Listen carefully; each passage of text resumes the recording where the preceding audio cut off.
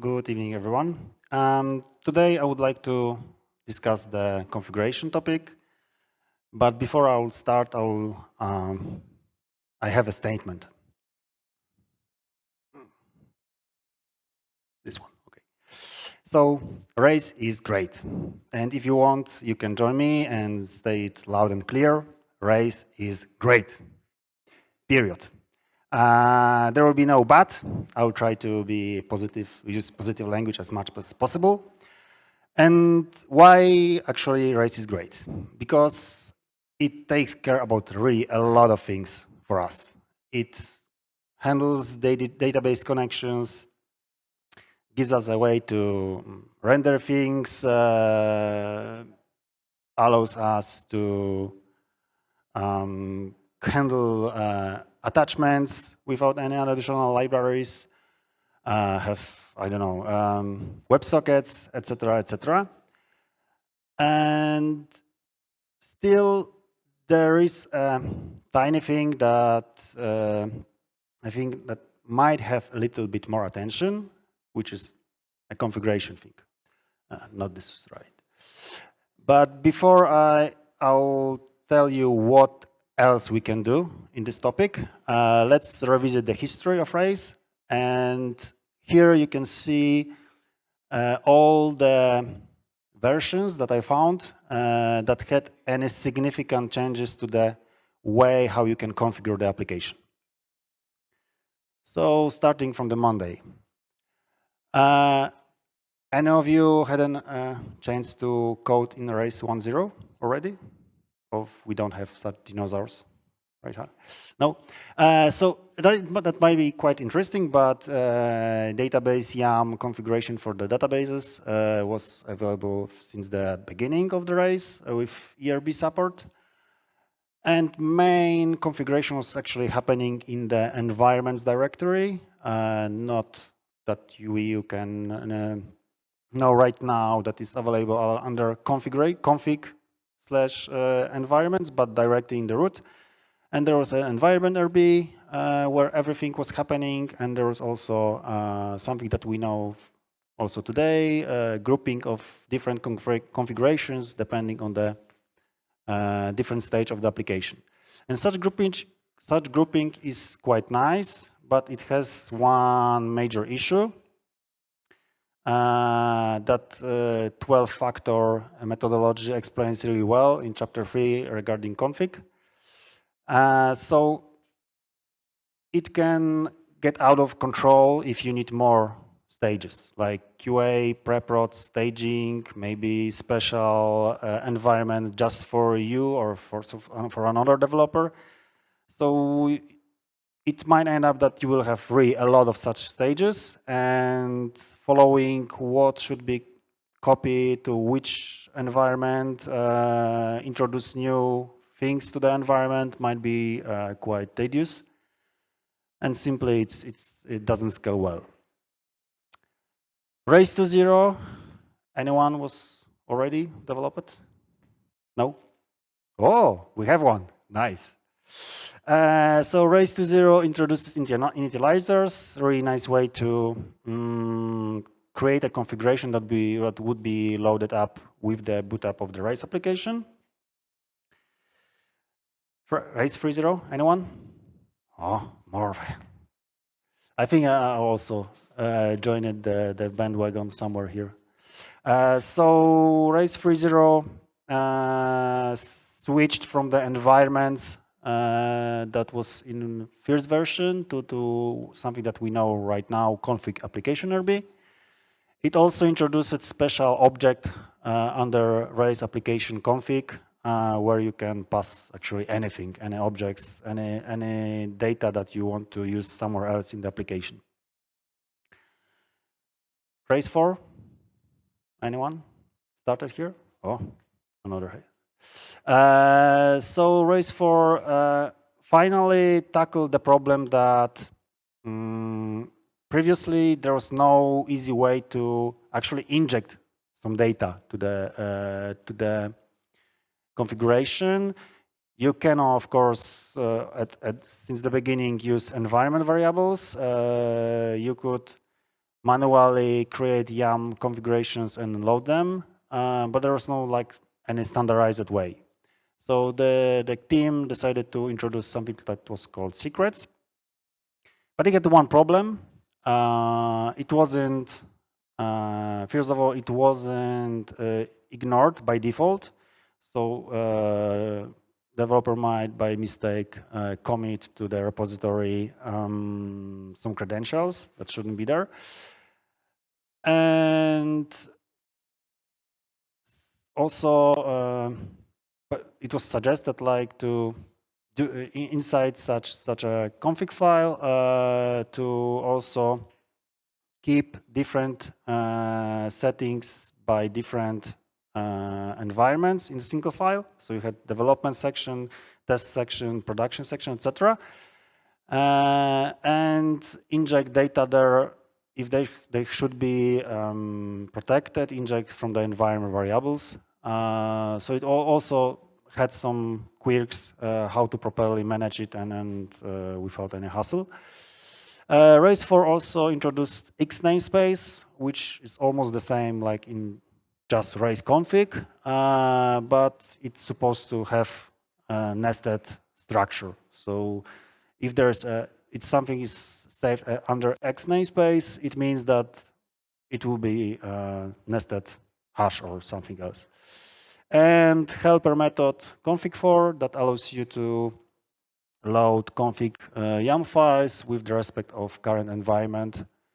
So for example, in development, it will just read everything under development section. Race 5.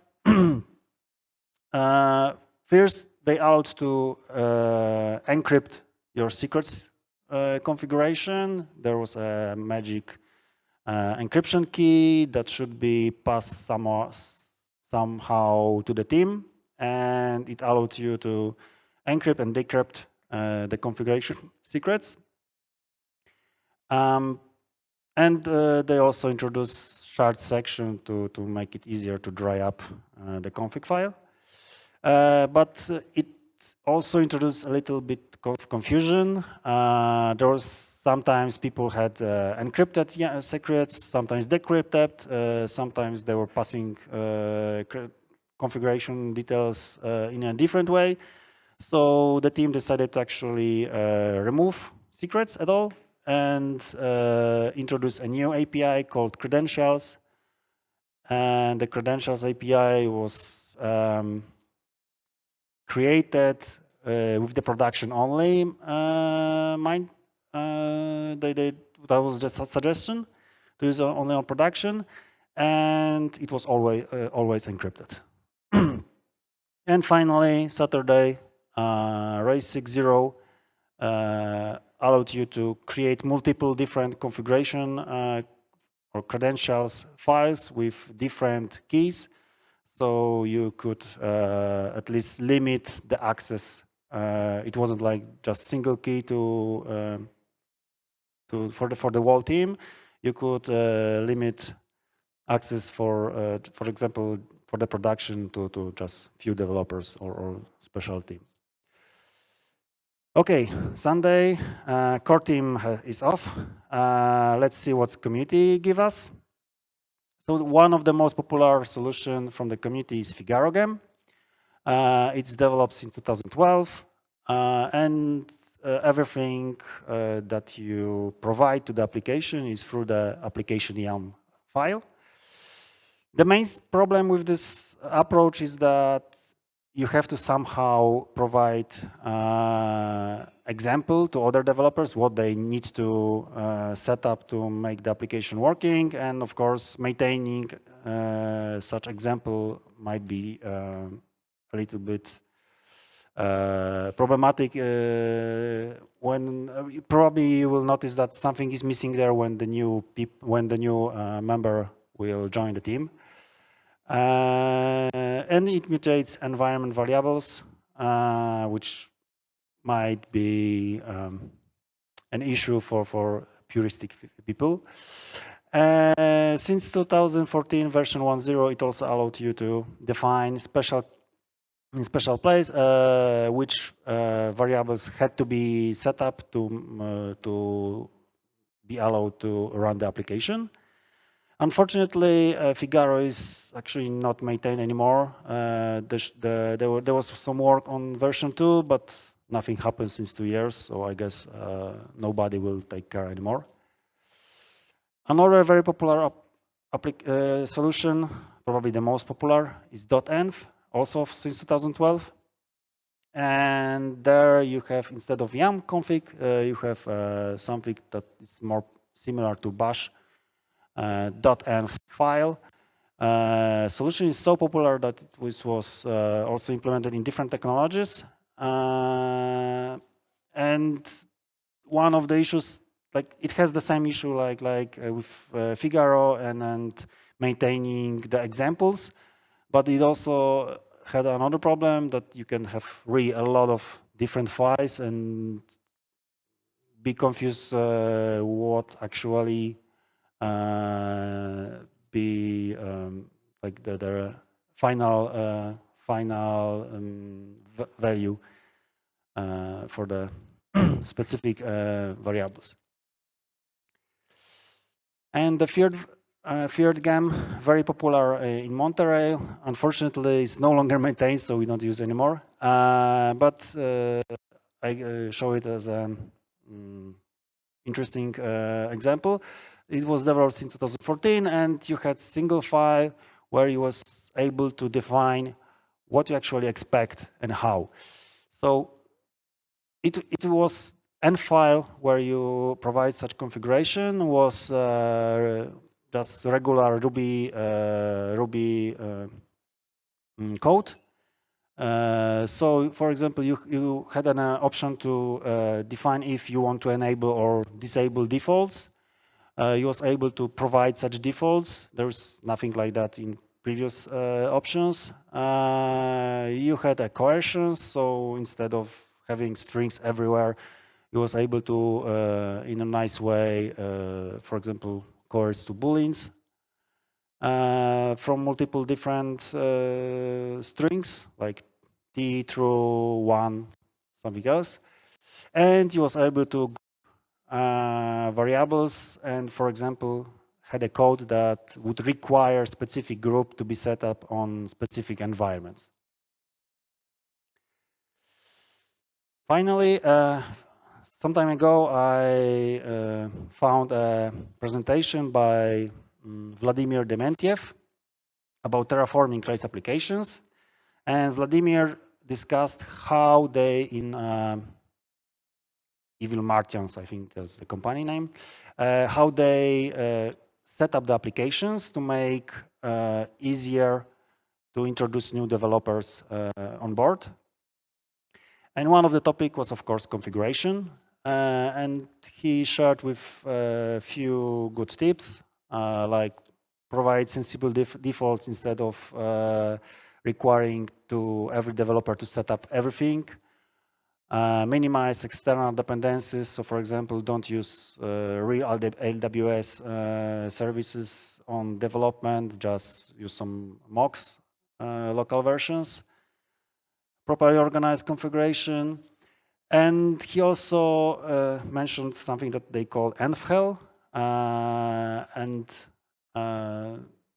that's when you have dozens, if not more than 100, different environment variables needed to be set up on the application. And when you have such situation, you actually lost control. What is no longer needed. I recently joined one project where probably half of the environment variables are not used anymore. So it's a really confusing case, and it might give you a headache.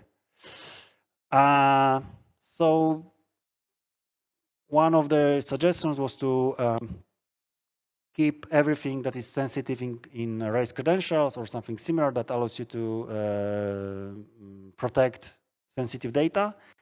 Non-sensitive, keep just in YAML files and allow somehow overriding those values by environment variables.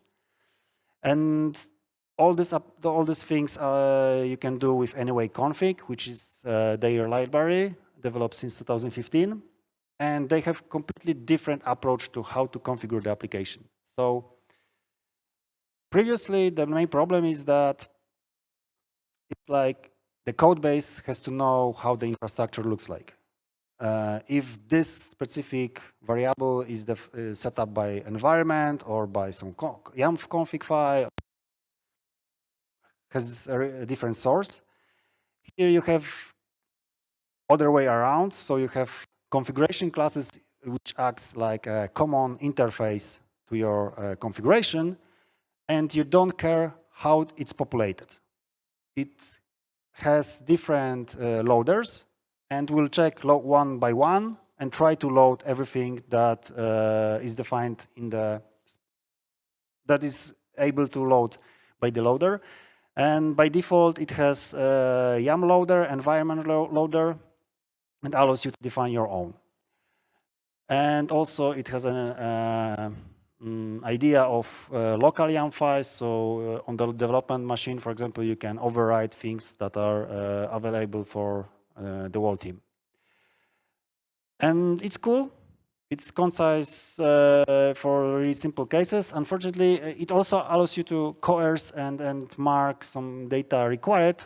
But when you do this, it starts becoming variables. So for example, here's a config from the mailgun. You can define different attributes in single line, or maybe you would prefer to have them separate. But if you want to, for example, coerce data, you will need to define them in the separate line. And if you want to mark them required, another line.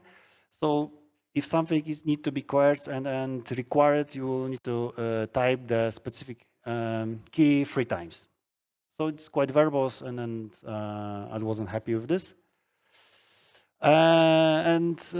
Regarding these loaders, in this case, for our mailgun, it will read, first of all, from the config mailgun YAML by default. You can configure this and change how it will be named. Then it will check for the local YAML and merge it. And finally, everything that would be prefixed in the environment with mailgun underscore, and that could be changed also. So, is it the end? Can we do better? As I said, I don't like the syntax, but I really like dry struct syntax. So I thought maybe we can do something like Anyway Config with dry struct. So this is how Config-razi game was born. It just uses dry struct syntax, so you can define your own types, you can use built-in types, you can nest things. Also, I didn't tell that, but in Anyway Config, you can also nest things, but they are quite hard to use, actually. So it's developed since few days. So it's very proof of concept, not production ready, but I will work hard to make it production ready soon. The same idea with configuration classes. There are loaders already for regular YAML, local YAML, environment variables. You have coercions, defaults. You can define defaults, mark things required or optional. And if you use already dry RB stack, you will feel like at home. And what loaders could be there? Like we already have env and yam. Soon there will be something for raise credentials. But you can also think about console, vault, AWS app config, any sorts of environment variables or configuration that you would like to use, and it will just read them, and you won't need to care in the code base what is the source. And that's it. Thank you. Any questions?